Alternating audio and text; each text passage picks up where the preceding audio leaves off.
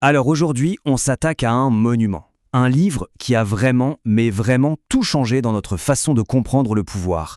Surveiller et punir de Michel Foucault. On va plonger ensemble dans cette analyse fascinante qui nous raconte comment on est passé d'une manière de punir à une autre et comment ce changement a en fait créé l'individu moderne, ce que nous sommes en quelque sorte. Regardez bien ces deux textes. D'un côté, 1757, on a la description du supplice de Damien qui a essayé de tuer le roi. C'est terrible, on parle de tenailles, de souffrance publique, de spectacle. Et puis, de l'autre côté, à peine 80 ans plus tard, en 1837, un simple emploi du temps. Levé à 6 heures du matin, froid, méthodique, réglé à la minute près. Le choc est total, non ?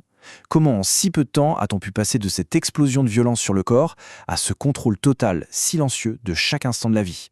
Eh bien, c'est exactement la question qui va obséder Foucault. Alors, pour y voir plus clair, voilà comment on va avancer.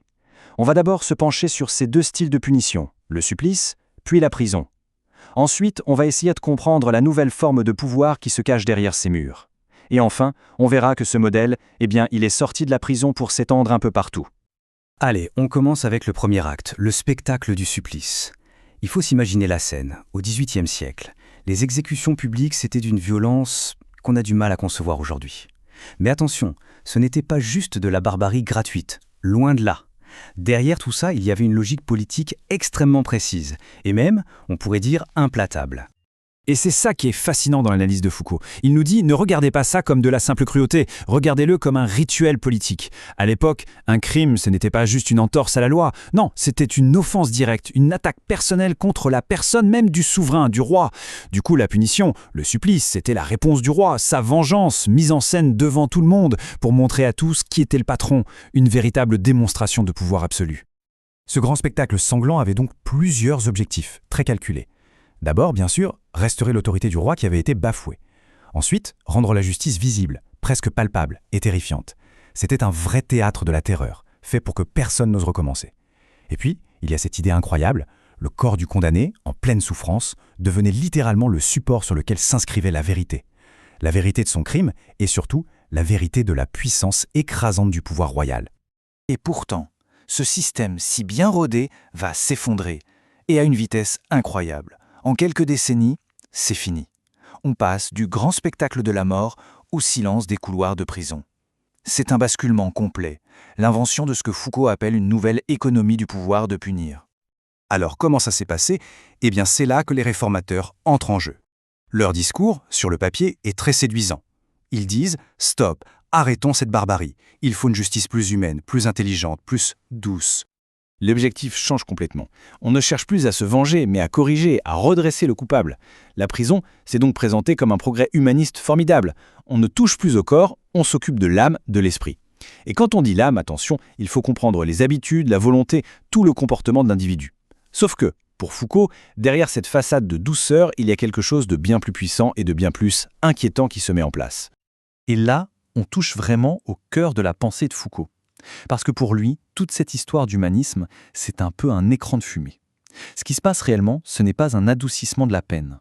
C'est l'invention d'une toute nouvelle technologie du pouvoir.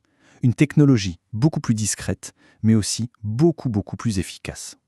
Écoutez bien cette phrase d'un avocat de l'époque, Servan. Elle est juste géniale, elle résume tout. Il dit « Un despote imbécile peut contraindre les esclaves avec des chaînes de fer, mais un vrai politique les lie bien plus fortement par la chaîne de leurs propres idées. » Voilà, tout est dit. On ne cherche plus à casser le corps avec des chaînes, on veut formater l'esprit, contrôler les gens de l'intérieur. C'est une chaîne invisible, mais bien plus solide que n'importe quel métal. Le changement de paradigme est donc total. Avant, le pouvoir s'attaquait au corps. Maintenant, il vise ce que Foucault appelle l'âme. Et je le répète, ce n'est pas l'âme religieuse, c'est plutôt le logiciel interne de l'individu. Ses habitudes, sa volonté, sa manière d'être. L'objectif n'est plus de faire peur en infligeant une douleur spectaculaire, non. Le but, c'est de reprogrammer l'individu, de le transformer pour qu'il devienne docile, prévisible et au passage utile pour la société. Et cette nouvelle technologie du pouvoir, Foucault lui donne un nom très précis, la discipline. Mais attention, la discipline, ce n'est pas juste le fait de punir quand on fait une bêtise. Non, c'est beaucoup plus que ça. C'est un ensemble de techniques hyper méticuleuses. Les emplois du temps, les exercices répétés, la surveillance de tous les instants, tout ça est conçu pour dresser les corps et les esprits, pour optimiser les individus. Bon, mais concrètement, comment ça marche, cette discipline ? Eh bien, elle ne flotte pas dans l'air, elle s'inscrit dans le concret, dans des mécanismes très précis. Et en particulier dans une certaine façon d'organiser l'espace. C'est une véritable architecture du contrôle. La grande question pour les penseurs de l'époque, c'était ça. Comment faire pour que le pouvoir soit partout, tout le temps, et qu'il fonctionne presque tout seul? Et la réponse, c'est un concept architectural absolument génial dans son efficacité, et un peu terrifiant aussi. Ça s'appelle le panoptique. Le principe du panoptique, imaginé par le philosophe Jeremy Bentham, est d'une simplicité diabolique. On a une tour centrale et tout autour des cellules. Chaque cellule est traversée par la lumière, donc depuis la tour, on peut voir en contre-jour tout ce que fait le détenu. Par contre, lui, depuis sa cellule, il ne peut pas voir si quelqu'un l'observe dans la tour qui reste dans l'ombre. Le résultat, le détenu ne sait jamais s'il est surveillé, mais il sait qu'il peut l'être à n'importe quel moment. Et c'est ça, le coup de génie, le détenu finit par se comporter comme s'il était toujours surveillé. Il intériorise le gardien. Il devient son propre surveillant. Et voilà l'effet principal du panoptique. Il force le détenu à s'autodiscipliner. C'est une révolution dans la façon d'exercer le pouvoir. On n'a plus besoin d'un gardien derrière chaque prisonnier. Le pouvoir devient automatique. Il fonctionne tout seul, à l'intérieur même de la tête de l'individu. C'est le prisonnier lui-même qui assure sa propre surveillance, sa propre soumission. C'est une méthode de contrôle infiniment plus économique et surtout bien plus profonde que les coups de bâton. Et c'est ici que l'analyse de Foucault prend une dimension vertigineuse. Car pour lui, la prison, ce n'est pas juste une histoire de prisonniers. Non, c'est le laboratoire, le modèle réduit d'un système de contrôle qui va déborder de ses murs pour s'appliquer à toute la société. Pensez-y une seconde. Cette idée d'enfermer, de quadriller l'espace, de découper le temps avec un emploi du temps, de surveiller constamment et d'évaluer avec des examens, tous ces outils, perfectionnés en prison, on les retrouve où? Partout. À l'école, avec les élèves en rang et les notes. À l'usine, avec la cadence et la surveillance du contremaître. À l'armée, bien sûr. Et même à l'hôpital. Toutes ces grandes institutions modernes, selon Foucault, sont construites sur ce modèle disciplinaire. Leur but est le même, former des individus, les normaliser, les rendre dociles et productifs. La question finale que Foucault nous lance est aussi simple que dérangeante. Si ce modèle de la prison est partout, alors qui sommes-nous dans cette histoire? Le détenu, le gardien, ou peut-être un peu des deux à la fois? Il nous montre que le pouvoir moderne ne fait pas que punir ou interdire. Il nous fabrique, il nous façonne en tant qu'individus.